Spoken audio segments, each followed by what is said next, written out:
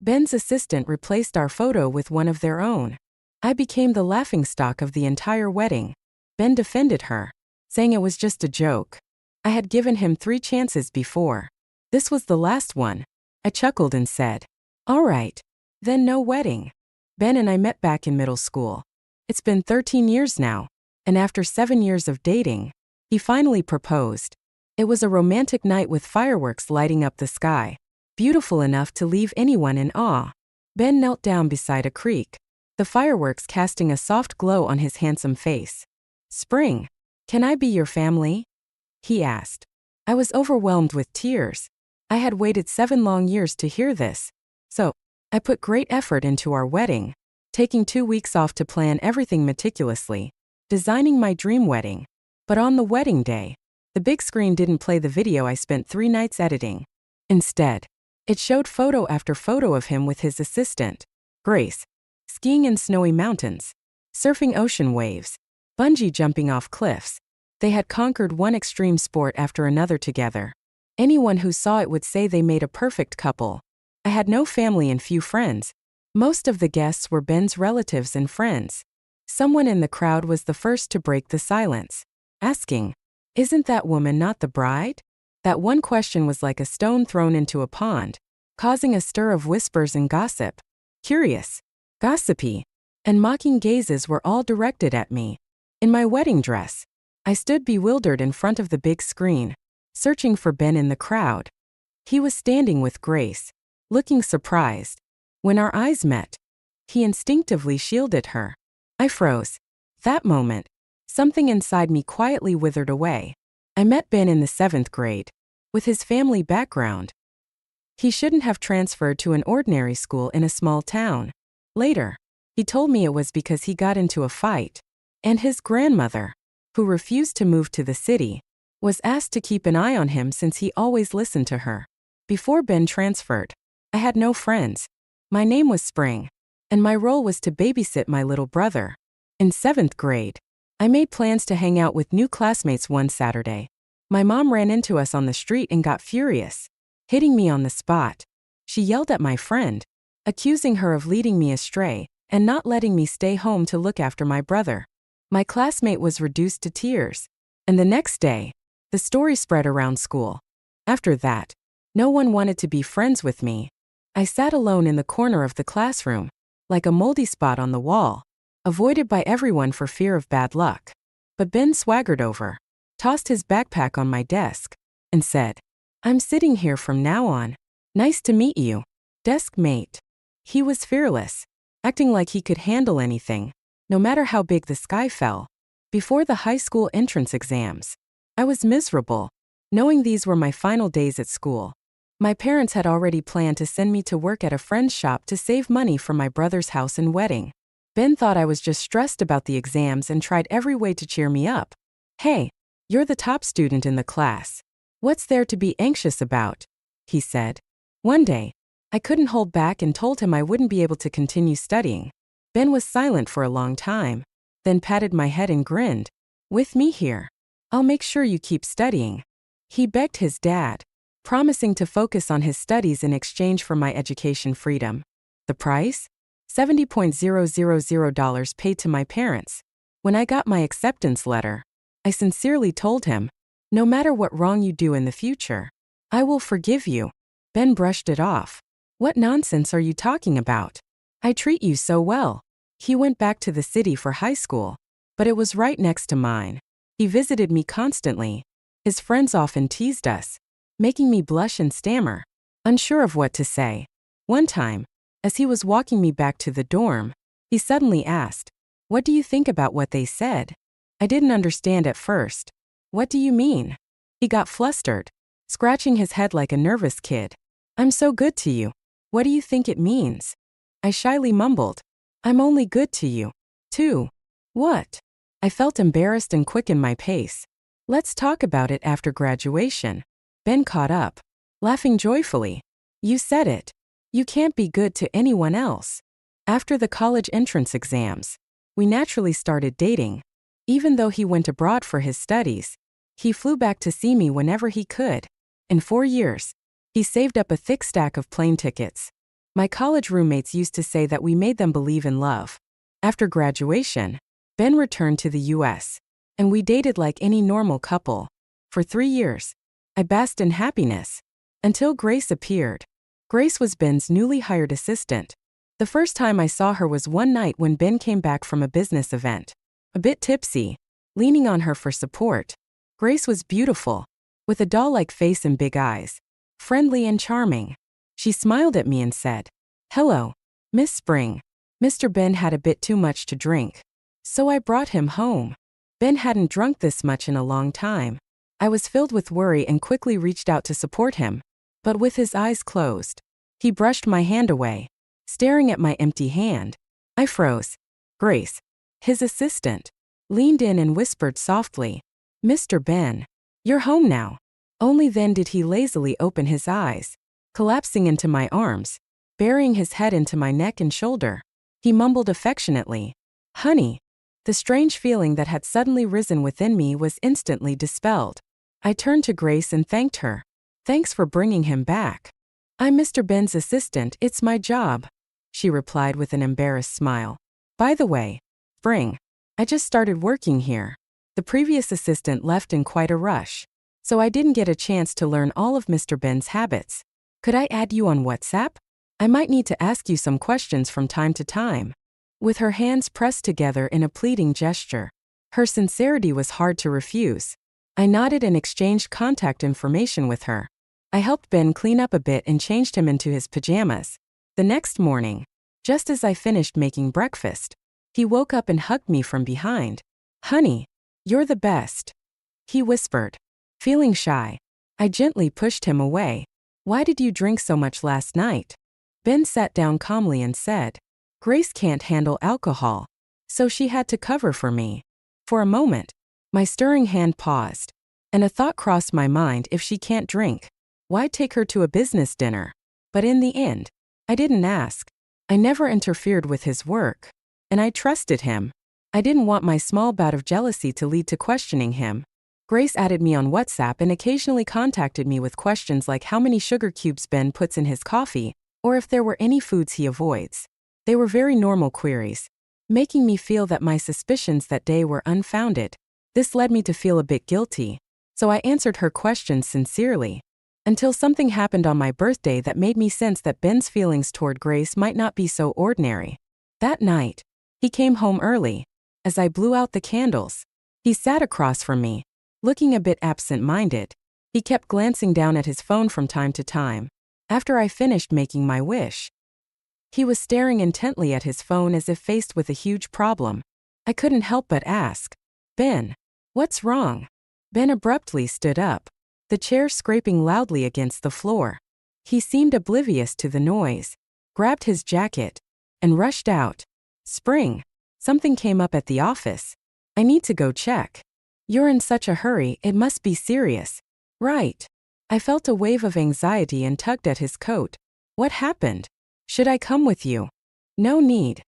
He didn't even look back as he pushed my hand away. He slammed the door shut without a single glance back at me. After he left, I stayed in the living room, worrying.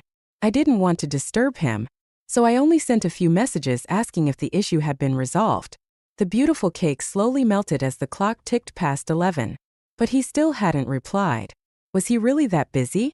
I opened WhatsApp, intending to ask Grace what had happened at the company, but accidentally clicked into her status updates. At 9 p.m., she had posted, "What a disaster. I wiped out while skiing." It was accompanied by a photo of her with a plaster cast, lying on a hospital bed. 9 p.m. was exactly when Ben had rushed out. My heart skipped a beat, and I felt a hollow sensation in my chest, like something bad was about to happen. Just then, her status updated with a new photo showing a man's sleeve. The fabric was clearly high quality, and his wrist, resting on the bed's edge, wore a black watch that matched the one on my wrist. It was a pair watch Ben and I had bought together. In her post, Grace complained playfully, "He insists on staying even though I said he didn't need to." His stubbornness didn't change even after coming back to the States. It felt like a hammer struck my head. I was dizzy and disoriented. Had they known each other since abroad? Why didn't Ben tell me anything? I opened the chat window, intending to ask Grace directly but accidentally sent her a nudge instead. She immediately replied, "Sorry, Spring. I just found out tonight was your birthday. Are you okay alone? Don't worry. I'll remind Mr. Ben to hurry back." A few minutes later, another message came through. "Spring. He won't leave." Ben didn't come home until the next morning. I sat in the living room the entire night. When Ben opened the door, he was startled. "Why are you sitting here?" I looked up, eyes bloodshot. "Where were you last night?" Ben walked over and knelt in front of me. "Didn't I tell you? There was an issue at the company. Of course. I went there." I spoke softly. "I added Grace on WhatsApp." His brow twitched, and the calm expression on his face started to crumble. The next second, he sighed, raising his hands in a gesture of surrender, trying to downplay it with a light-hearted tone. "I'm sorry, honey. I lied to you. Grace and I were college classmates. She helped me a lot while I was abroad, and now her family is still overseas. She fractured a bone last night and was alone at the hospital. I thought I should go check on her." "Then why didn't you tell me?" He gave a guilty smile. "I didn't want you to overthink it. The truth is, the only reason I overthink is because he hides things from me. Did you hire her as your assistant because of her capabilities, or because of your old friendship?" I emphasized the last 4 words.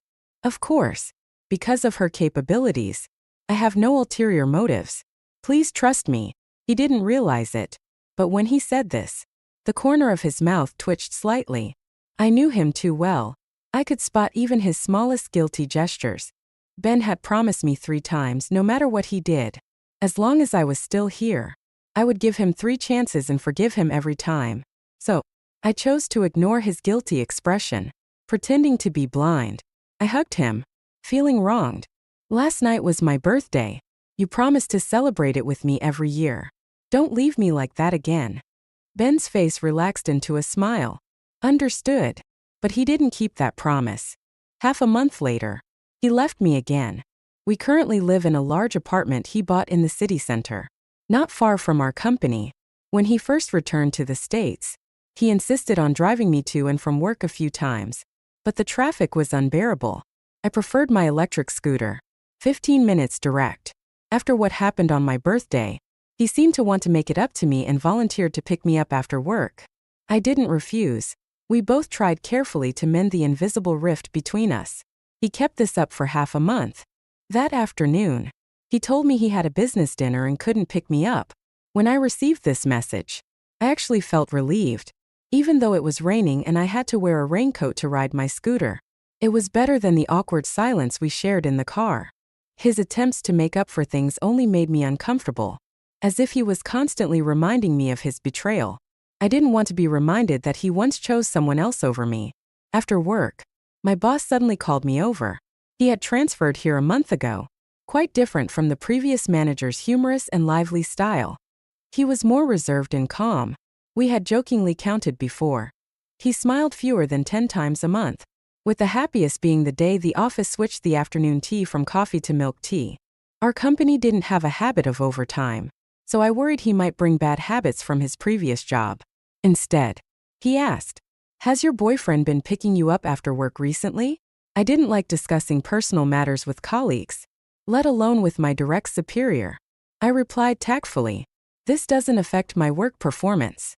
He nodded and then turned his phone to show me a photo. It's just a coincidence, but I happen to be Ben's senior. I even went skiing with them. The sudden photo caught me off guard. I saw Ben and Grace, closely embraced, wearing matching ski outfits. Ben had a bright, carefree smile, the same confident look he had in his youth. The 2 of them looked unmistakably like a sweet couple. Then what am I? A joke? An overwhelming sadness washed over me, leaving me breathless. I gripped the photo tightly, my body trembling uncontrollably. Outside, the sky was dark and overcast, pressing down on me until I could barely stand. So, they had been this close behind my back, making my recent attempts to deceive myself seem utterly ridiculous. My boss, Jason, gave me a look filled with pity. They were pretty close in sophomore year. I always heard Ben had a girlfriend back home. I didn't expect it to be you.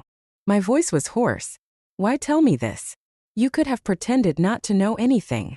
I've seen people who turn a blind eye when their friends cheat, forming an unspoken male alliance. Why couldn't he do the same? The dark eyes behind his glasses showed a hint of confusion. I warned Ben. What he's doing isn't right. When I didn't respond, he seemed a bit regretful, pressing his lips together. Maybe I shouldn't have told you. No, I appreciate it. Could you send me the photo? With a quick swipe of his finger, he sent it, adding without looking up, don't let this affect your work. As I waited for Ben to come home, I replayed our 4 years of university together, searching for any signs of his divided attention. The answer was yes, but I had never suspected it back then. I trusted him with all my heart. When Ben first went abroad, he would call me whenever he had a break, timing it perfectly with my class schedule. He could talk endlessly about even the smallest things, but at some point, our conversations started to dwindle. When he came back to visit, we'd sit face to face, struggling to keep a conversation going for even an hour. I felt a knot of anxiety then, wondering if our different experiences had driven a wedge between us, leaving us with fewer shared topics. Could we really go on like this? I voiced my concerns, but he calmly reassured me, saying, just being able to sit quietly together is the greatest happiness for me. Yet there were nights when I woke up to see him smiling at his phone. His face lit up with happiness. There was even one time when there was a shooting incident at his university. I saw the news notification while attending a morning class, and was so frightened that I slipped out to call him from the hallway. It was around 9 p.m. over there. But he didn't answer. I started imagining the worst, curling up in the corner, crying, and repeatedly dialing his number while simultaneously looking up how to quickly apply for a visa. An hour later, he finally picked up, sounding hoarse, saying he had just fallen asleep. He wasn't in any danger, and he hadn't told me because he didn't want me to worry. But after hanging up, I felt a sense of emptiness. In the beginning, he used to call me even if he got a tiny splash of oil while cooking. When did I stop being the person he shared everything with? I didn't even think about what the sound of running water in the background might have meant. Late at night, he pushed open the door. Our eyes met, and he seemed to sense something. He instinctively took a step back, and that small movement stabbed at my heart. He realized how strange his reaction was, then forced a casual smile. Why aren't you asleep yet? Who did you go to the event with today? Ben's expression turned annoyed. You're imagining things again. Am I overthinking it? Or are you guilty about something? I placed a printed photo on the table. His eyebrow twitched, and he snatched the photo. How did you get this? I wanted to laugh but couldn't. Does it matter? His first reaction was to question me, not explain. Ben rubbed his nose. It's just a group photo. Why are you making such a big deal out of it? If I took a photo hugging another guy like this in college, before I could finish, his face darkened, and he cut me off harshly. Impossible. His chest heaved violently. Just mentioning it made him this angry. Double standards at their peak. You care so much about me doing this. So why did you do it? Or were you already seeing her back then? Ben, now livid, shouted. What nonsense are you talking about? It's just a photo. Is it that serious? The shooting incident happened the day before. We were under a lot of pressure. She was comforting me, and we went skiing together. There were many people in the photo. I was just squeezed into a spot with someone I was close to. If you felt pressure, you could have talked to me. He didn't hesitate to retort. What's the point of talking to you? Could you come and see me? You're always busy. Busy with your studies. Busy with work. Busy making that little bit of money. Where do I rank in your life? Would you even care if I told you? I stared at him in shock, unable to believe these words were coming from his mouth. I thought he knew. I was working so hard for our future. I'm not like him. I don't have any fallback options. I had to push forward without stopping. I was always the first to arrive at the library and the last to leave. Every bit of my spare time was spent working part-time jobs. I needed to repay the $80,000 his father lent my family so I could stand beside him with dignity. Last year, I solemnly handed him the money. He accepted it, and I thought he understood that I was rebuilding my self-respect. Ben was stunned when he saw my tears, showing deep regret. I'm sorry. I pushed away his hand that reached for me. It felt like my heart was being squeezed by a fist. suffocating me. Just as the tense atmosphere in the living room was about to solidify, his phone rang. He hesitated and gave me a glance before stepping away to answer the call. I heard Grace's voice on the other end. My leg hurt so much. Ben's back froze for a moment. Then I heard him respond. Wait for me. He couldn't leave. I clutched my chest weakly and said, Ben, I'm not feeling well. If he had just turned to look at me, he would have seen how pale my face was. But he didn't. He stormed out without even grabbing an umbrella. We need to cool off. As soon as the door slammed shut, I collapsed onto the floor, racked with pain. My vision darkened. I felt death approaching, a sharp sense of crisis overwhelming me. I can't die here.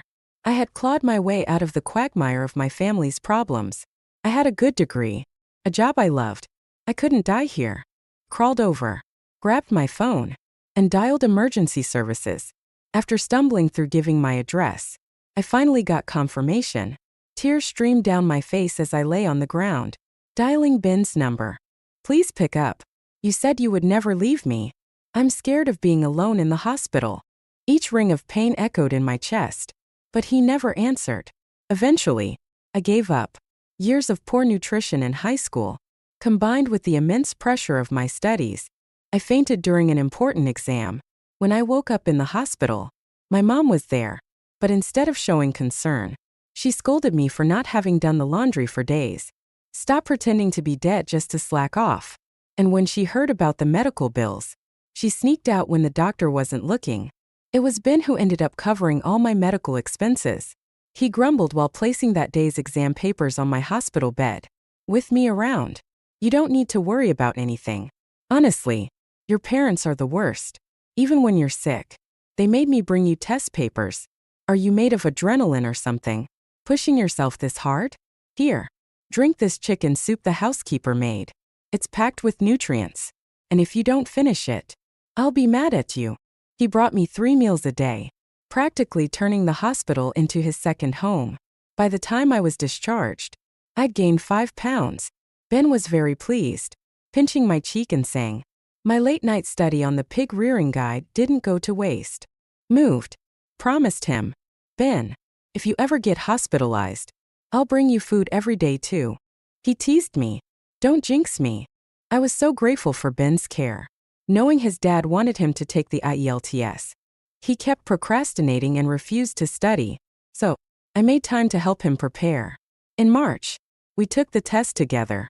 I scored an 8, and he got a 7, exceeding his father's expectations. He was so excited that he picked me up and spun me around. You're my lucky charm. Being suddenly lifted, I clung to him, terrified. Ben blushed but kept holding me, trembling as well. We stood there under the tree, embracing for 5 minutes without saying a word, and it didn't feel awkward at all. That beautiful moment is still vivid in my mind.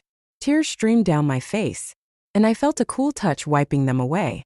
When I opened my eyes, I was already back in the hospital. Ben's eyes were red. I'm sorry, Spring. I didn't realize you were really feeling unwell. I responded blankly. I told you. I said I wasn't feeling well. His tears fell immediately as he kept apologizing. After the doctors explained that my collapse was due to extreme emotional stress, Ben stayed with me at the hospital for a week, even moving his work into my room. I neither welcomed nor rejected his presence. Ignoring him completely, he seemed oblivious, continuing his efforts, persistently trying to comfort me. Even the nurses whispered to me, your boyfriend treats you so well. The day before I was discharged, Ben sat on the couch, suddenly pushing aside a mountain of documents in frustration. Ugh, I don't want to work anymore. In that moment, I heard echoes of a younger Ben throwing his exam papers aside, whining, Spring, I don't want to do practice questions anymore. My heart skipped a beat. Without thinking, I called his name. Ben. Ben, overwhelmed with excitement, rushed to my bedside. You're talking to me. He hugged me, repeatedly apologizing. I was so wrong. I shouldn't have kept things from you. I swear there's nothing between me and Grace. I don't like her. I only love you. I've already fired her and promise I'll never have any contact with her again. I shouldn't have doubted your love for me. How could I not know that you love me the most? Please forgive me. As he spoke, he began to cry. The way he looked at me, filled with love, wasn't fake. But can a person really love two people at the same time? When he hugged her as intimately as in the photos, did he truly feel nothing? I let him hold me tightly, whispering in his ear. This is the second time. What second time? He asked. Nothing, I said. I forgive you. Ben held my face, his eyes shimmering with light. Spring, I just want to be with you. No one is more important than you. The day after I was discharged, he proposed to me. I accepted. Strangely, when I took the ring, along with happiness, I also felt a flicker of doubt. Was his proposal sincere? Or was it driven by guilt and a need to make amends? When Grace showed up at our wedding, I realized that guilt doesn't last forever.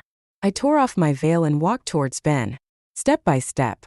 What's going on? I asked. Ben replied. She said she wanted to see our wedding, so I sent her an invitation. The corners of Ben's mouth twitched, but he chose to stand between me and Grace, blocking my view of her. Don't be angry, Spring. She's just joking. Let's continue the wedding. Okay. How did Grace know about our wedding? Clearly, Ben had still been in contact with her behind my back. I didn't feel sad. Instead, I felt a sense of relief and liberation that it was finally over. I placed the veil I had carefully selected from 10 different bridal stores into Ben's hands and smiled. Go ahead. I'll leave the venue to you too. A flash of triumph crossed Grace's eyes, but she quickly masked it with tears, as if I had bullied her. Sister Spring, she said pitifully. Mr. Ben was worried the wedding might be dull, so I thought I'd bring some of our old photos to lighten the mood. She added tearfully, I didn't know it would upset you so much. Ben turned pale. Grace isn't like that. Don't joke about something as important as our wedding. I glared at him without a shred of mercy. Use your brain for once. Ben, if I had shown intimate photos with another guy at our wedding and brushed it off as a joke, would you accept it? People who do that are either brainless or shameless. And you? Taking advantage of their momentary distraction, I shoved past Ben and grabbed onto Grace's hair. Brainless and shameless. Do you have any idea how much effort I put into planning this wedding? You wretch. Grace let out a piercing scream as I slapped her hard across the face.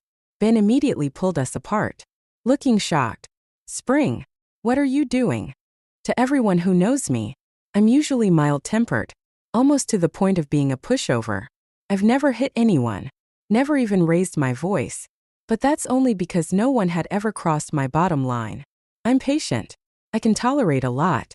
They simply weren't worth my time. But my heart is small, and there's only room for a few people. Now, there's one less. I sneered.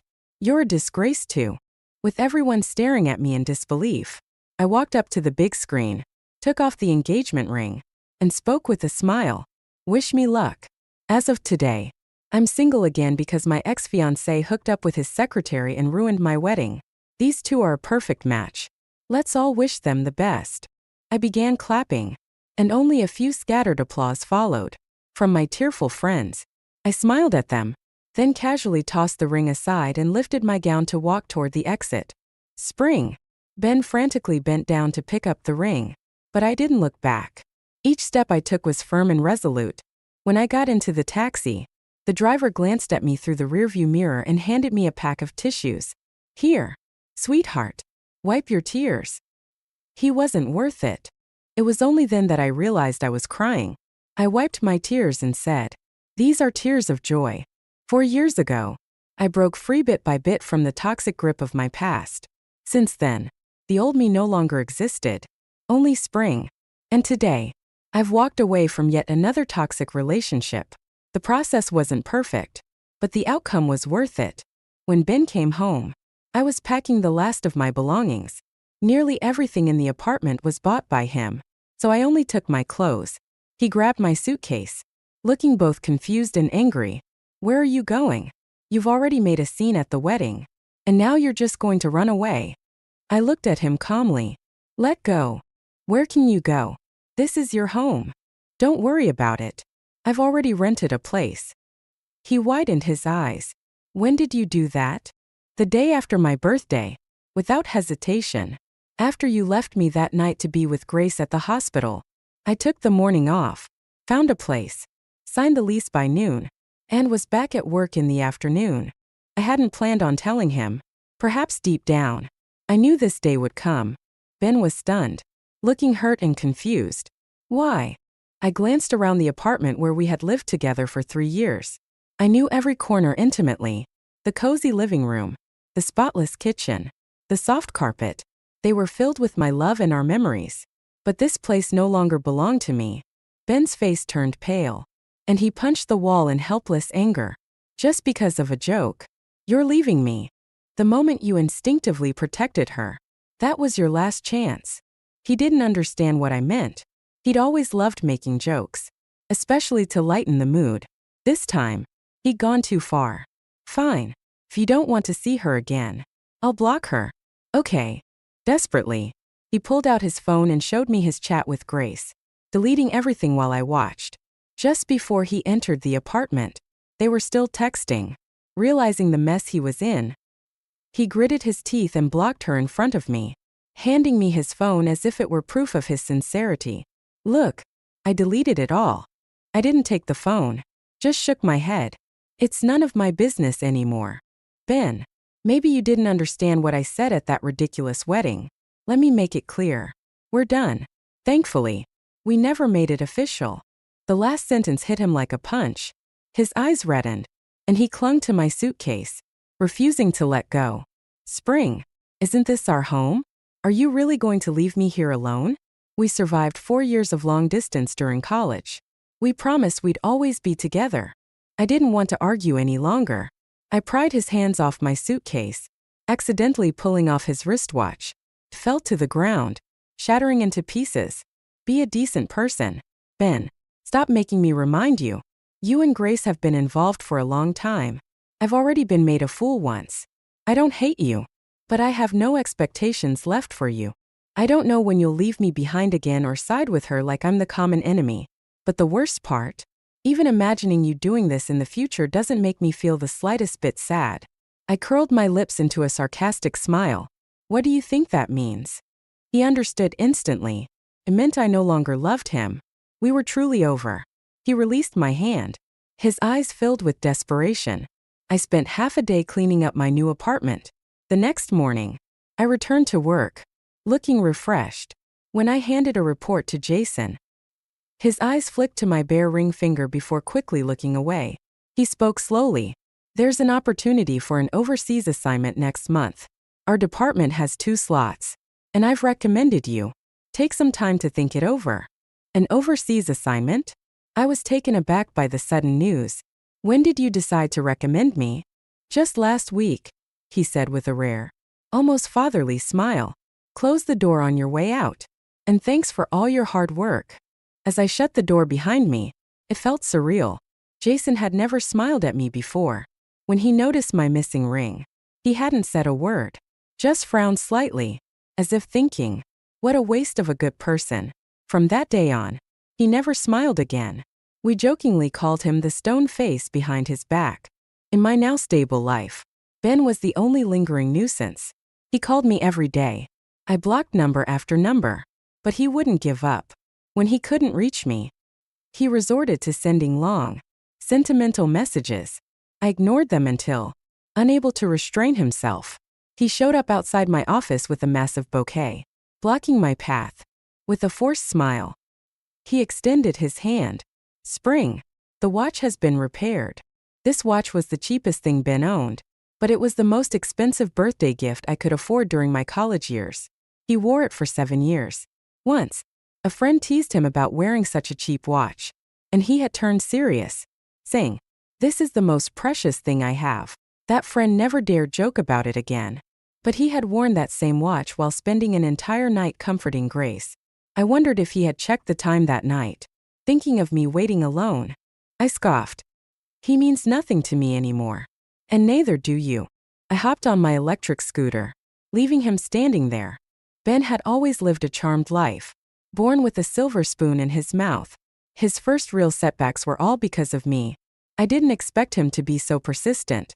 He even enlisted outside help. When I received a text from Grace, I couldn't help but laugh at the audacity. Where do they get the nerve? I decided to meet with her. curious to see what game they were playing. The moment she saw me, Grace hurried over, looking pitiful. Ben asked me to explain our situation. Spring, there's really nothing between us. He only helped me get into the company because we were classmates. And I've already resigned. I know my joke at the wedding was too much. I'm sorry. If you're willing to forgive me and Ben, I'll do whatever you ask. She even started sobbing, tears streaming down her face. Most men would probably be moved by her tears. But not me. Really? Even kneeling? I asked with a cold smile. Grace froze. After a long, uncomfortable silence, she forced herself to say, "If it means you'll forgive Ben, then yes, I will." "Enough." Spring. Came Ben's voice from the phone Grace had placed on the table. The moment I saw Grace's smug expression, I realized they were trying to manipulate me. I crossed my arms, unimpressed. "He said he'd do anything, didn't he?" I made one simple request. "And you're already upset? If there's no sincerity, why even bother meeting with me?" Grace sneered but quickly dropped to her knees. "Stop fighting because of me. Fine. I'll kneel." Then she hung up the call. "You really think you've won?" I asked, mocking her. "Ben still can't let go of you." Grace's face lit up with a satisfied smile. "Why wouldn't he? You're just jealous." "Jealous? Why would I compete over a man I don't even want?" Her face twisted with anger. "Sour grapes. Huh, you can't have him. So you act like you don't want him." I chuckled. "If Ben cares about you so much, why did he force you to leave the company?" For a split second, her confident demeanor cracked. "Oh, didn't he tell you? He knows I've always loved fashion design. So he's helping me set up my own studio." My stomach sank. No wonder she was so smug. I had walked right into their trap. Her voice was dripping with condescension. "You didn't seriously think we were just friends, did you? Do you know what we were doing the night you called? Right when your parents showed up demanding money and even tried to kidnap you." I stood there, my heart hardening even further. Every word she spoke confirmed what I already knew. Ben and I were done. And this time, there was no turning back. "You should be grateful to me. If it weren't for how happy I made Ben, he wouldn't have felt guilty enough to rush back and save you right after our ski trip," Grace said with a sneer. "He even pitied you, saying, 'Oh, poor Spring. Even her family doesn't care about her.'" It was utterly disgusting. That happened back in my junior year of college. After that incident, I made a decision. I took the household registration booklet and changed the name that had brought me nothing but bad luck for 21 years. I became Spring. Spring. Like the warmth of spring. I wanted to be the light in my own life. Ben was there with me, supporting me every step of the way. Or so I thought. Now, I realized that his so-called unconditional support was just a mask to cover up his guilt for betraying me. I clenched my fists, suppressing the nausea rising in my throat. "You two are revolting." Grace smirked. "And what right do you have to say that? Ben was overseas for years, but he still came back for you. Did you ever go see him?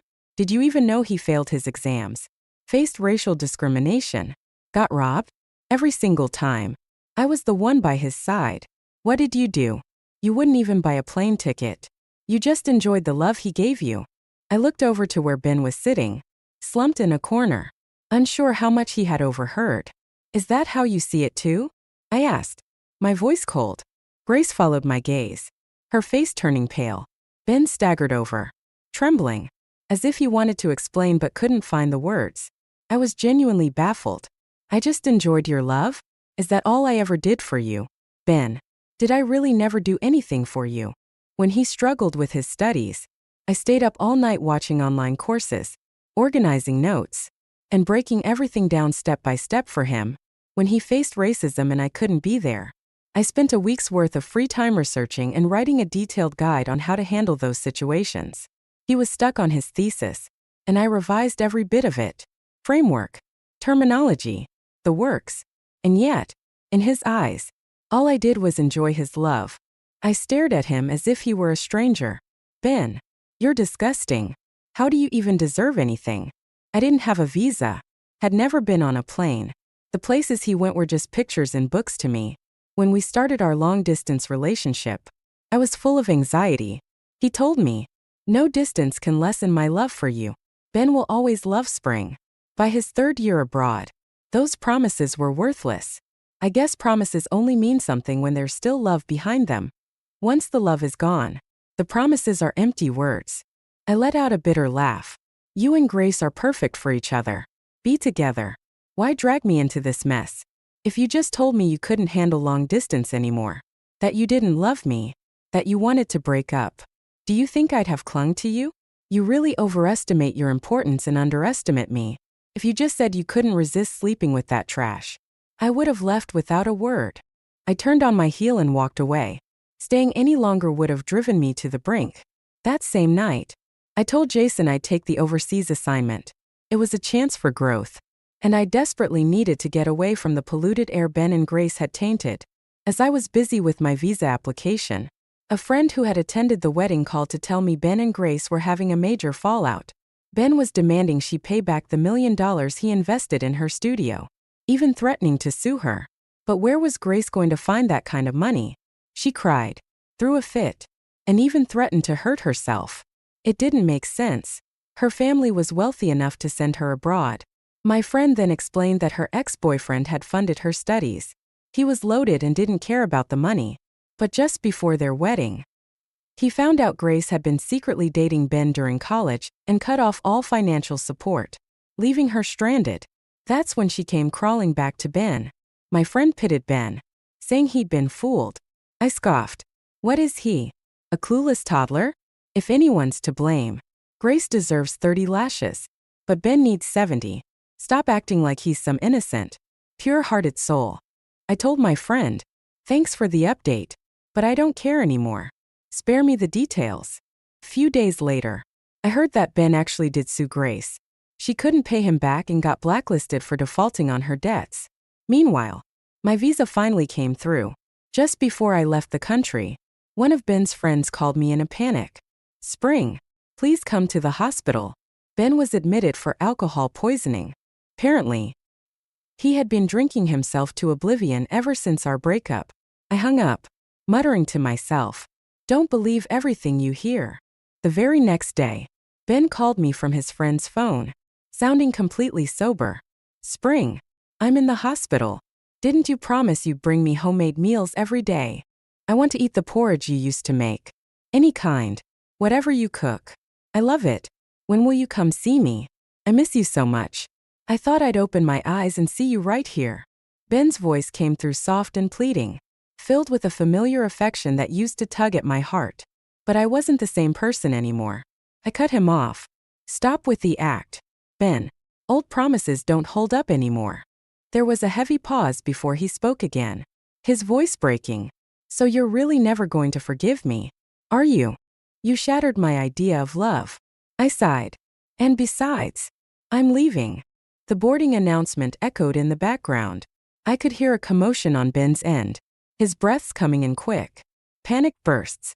Spring, where are you going? I smirked. Even a small-town girl like me is heading abroad. With that, I hung up, pulled out the SIM card, and boarded the plane, stepping into the next chapter of my life. The first few weeks overseas were a blur of adjusting to a new environment and immersing myself in work. Once I settled into a steady routine, I reconnected with colleagues back home, catching up on office gossip. One day, a coworker sent me a message. Guess what? Supervisor Clark got into a fight during lunch. I was taken aback. Who? Jason. A fight. I couldn't picture it. Peyton was always the epitome of professionalism, showing up in a perfectly pressed suit and neatly styled hair. When faced with difficult situations, he would just adjust his black-rimmed glasses and furrow his brows slightly, more like a calm professor than a hot-headed brawler. The idea of him getting into a fistfight seemed absurd. My coworker took a deep breath before dropping the bombshell. It was with your ex-boyfriend. I froze. Wait, they know each other. Apparently, your ex called him a homewrecker, and our supervisor shot back with, you don't deserve her. There was a pause, followed by a hint of excitement in my coworker's voice. Was he talking about you? I laughed it off. You're crazy. That doesn't make any sense. But even as I dismissed it, I couldn't stop thinking about it. Late that night, lying in bed, I found myself replaying the idea of Jason standing up to Ben on my behalf. The thought sent a shiver down my spine. But I brushed it off as him simply disliking Ben. After all, everyone found him insufferable. I ended up staying with the overseas branch for 2 years. On the same day I received news of my promotion, I also got a notice to return home. Back in the city, I was finally given my own office. My mom wasted no time lounging on the plush leather sofa, laying out grand plans for my future. In 3 years, you'll be a general manager. In 5, you'll be a CEO and marry some tall, rich, and handsome guy. Her ambitious dreams were cut short by a knock at the door. Clearing my throat, I switched to my professional tone. Come in. The new department manager walked in, smiling. A rare sight. Long time no see. Today's treat is milk tea for the afternoon. 6 years after graduating, I finally bought my own 2-bedroom apartment. As I stepped out of the sales office, I noticed a tiny kitten huddled at the door. Her tail curled up, meowing desperately. She couldn't have been more than 2 months old. Her light yellow fur matted and wet, clinging to her frail little body. She looked so fragile. It broke my heart. I used tissues to dry her off and waited with her for 2 hours. But her mother never came. I crouched down and reached out a hand. Do you want to come home with me? In that moment, something magical happened. She meowed softly, crawling toward me with her tiny tail held high. Her voice thin but determined. She flopped down on my shoes, pawing at my shoelaces, her tiny head bobbing with curiosity. My heart melted. I wrapped her in my jacket, cradling her close, and gently stroked her damp little nose. No, Mom. No, Dad. Huh. Well, neither do I. Let's be each other's family from now on.